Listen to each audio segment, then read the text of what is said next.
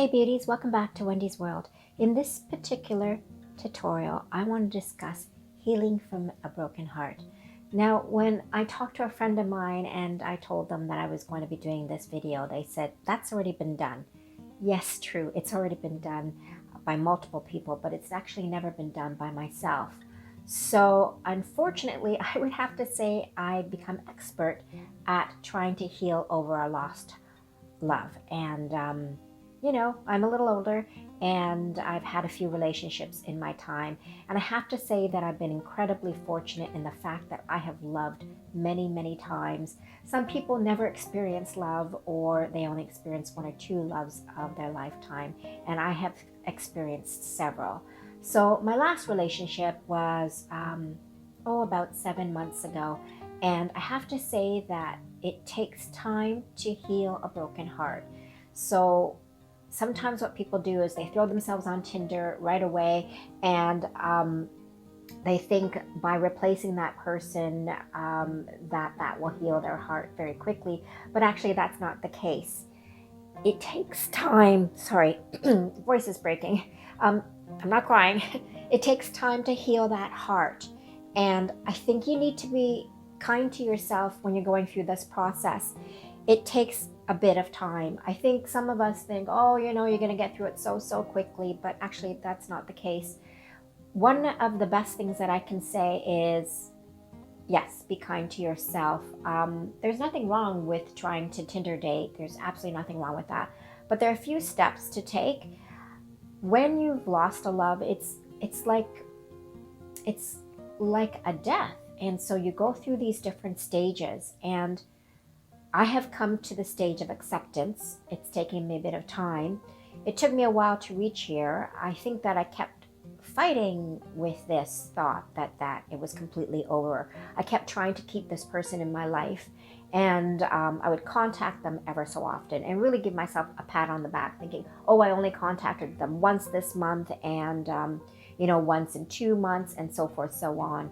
But I think the best thing is to completely cut off ties with that individual. So that would basically mean blocking that person from calling you on your cell phone. That way you don't receive texts or messages from that person, or phone calls, from that person. But also, it's not on your mind that person can even contact you. So that's really a good way of moving on.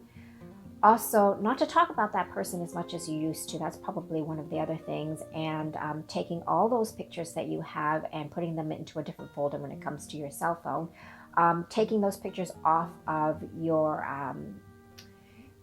computer, because sometimes we do that and put pictures of you and your love on the computer.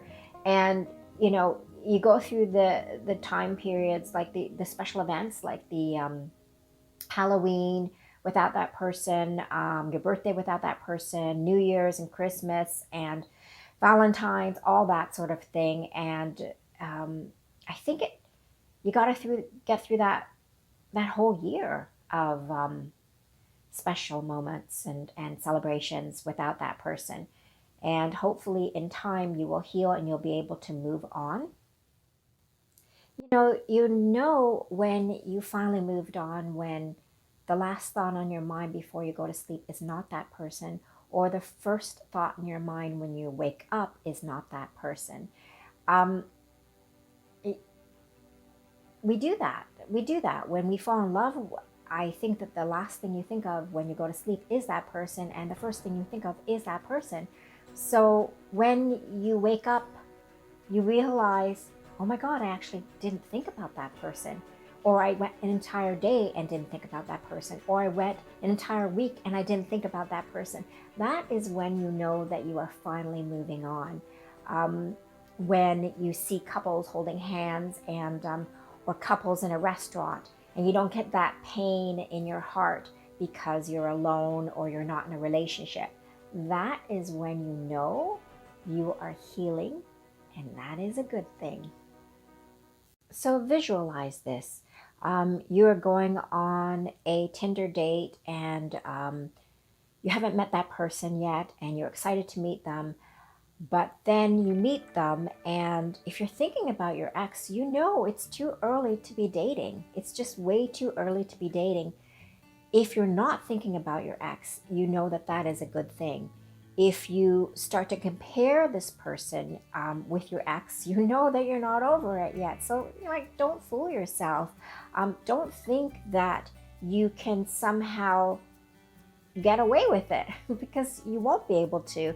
Eventually, there are going to be moments when you're dating the new person and you're impatient with them, or there are things about them that really annoy you because it reminds you of your ex-boyfriend, or there are things about them that you like because of your ex-boyfriend. But you know what? You have to be kind to the other person too, and you have to be respectful of their time as well. And they're probably opening themselves up to having a relationship with you. So that's actually not fair that you're dating someone when you're not ready to be dating that person.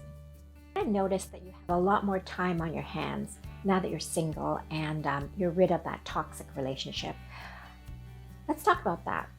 Why don't you take up a course, or take yoga, or hang out with your dog more, or just hang out with yourself more? Spend time with yourself. Take care of yourself. Eat well, sleep well, do some reading, hang out with your friends. Do anything that you want that will make you happy.